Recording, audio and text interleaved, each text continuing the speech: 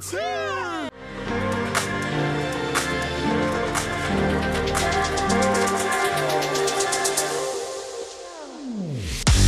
So this is an unboxing video I've been pretty excited about.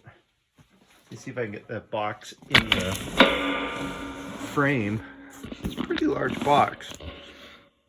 Something that's been going on, of course, is a lot of supply problems. And I totally understand the whole situation with the pandemic has made things quite difficult for anybody that provides goods and services, and it's of course no difference for Battlefront. And as a result, I've had a lot of back orders. Now, I don't really fault them for it. This is sort of beyond their control, but the order that came today is a combination of a series of back orders that they were good enough to combine with a more recent order I put in.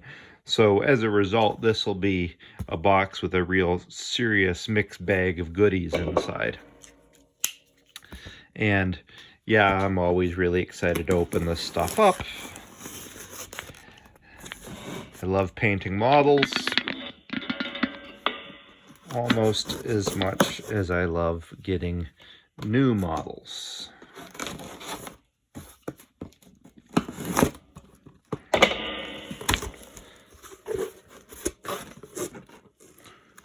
Whoa, some of everything. So I'm going to pull this down off the table so that I can dig through it, and I'll just put the items up on the table as we go. It'll fit in the frame better.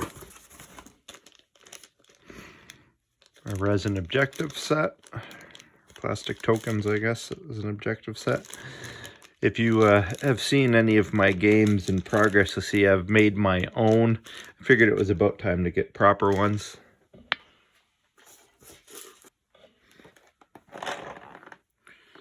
RDFLTs. G.I. Joe is there. G.I. Joe, American hero. Light assault guns for American Team Yankee. Quite interested in these.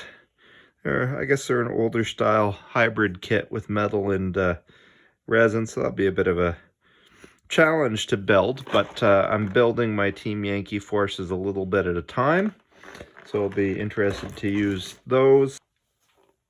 There's a couple other things here. Escort platoon. So those were on back order. Escort platoon, so I can get well, to go with my Stugs. I'm interested to see what the STG-44 armed troops handle like on the battlefield. Infantry for West Germans. You know, it's been exceptionally hard to get a hold of Team Yankee infantry recently, so those will get put to good use. Axis decals. So plan on doing some Axis armies upcoming, so I thought it'd be handy to own. SU tank killer battery. All plastic, I think, this set. Yes. So my son Mitchell, who plays Flames of War with me, is particularly excited for these. He has been playing Russians a lot recently and thought we needed some more Russian big guns. So here they are.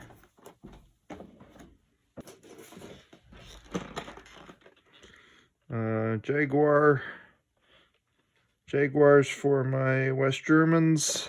That's I think that's the TOW missile tank that everybody, or that the West Germans used. 3 of them. Again, resin and metal. Kind of decided to start the West Germans on a whim. Who could resist the Leopard tanks? And I'm Canadian, so Leopard tanks are everywhere. T-55s. I'm a real stickler for the classic Soviet tanks. I just really love the design, and got these because I can hardly wait to paint them. So I know that's all of worth of what, about 5 points for my Soviet force, though.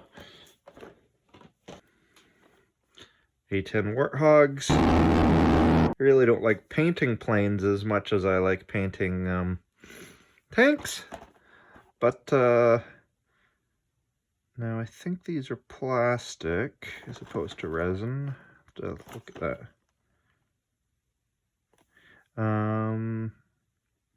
Yeah, but I like the aircraft on the table. Something very different about Team Yankee. If you play Flames of War, haven't played Team Yankee, Team Yankee has quite a bit of a different dynamic with the sheer amount of aircraft you can get. The T-34 Battalion. 21 fresh plastic T-34s. There they are in all their glory. Now, I have a lot of T-34s as it is, but I'm about to start a Finnish army as well for Axis allies, and so you need T-34s for that force. So this will get split up probably across a couple armies. And lastly, the West German starter set. So the super powerful, expensive leopards, regular leopards.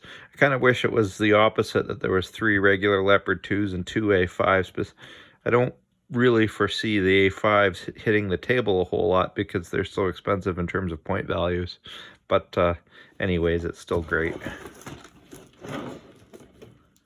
Plus, I love the look of the Martyr 2, although I guess the Martyr 2 is more of a fantasy vehicle than an actual vehicle because they never made it to actual deployment, if I remember my history correctly. So, there you have it. Quick video, bit of an unboxing.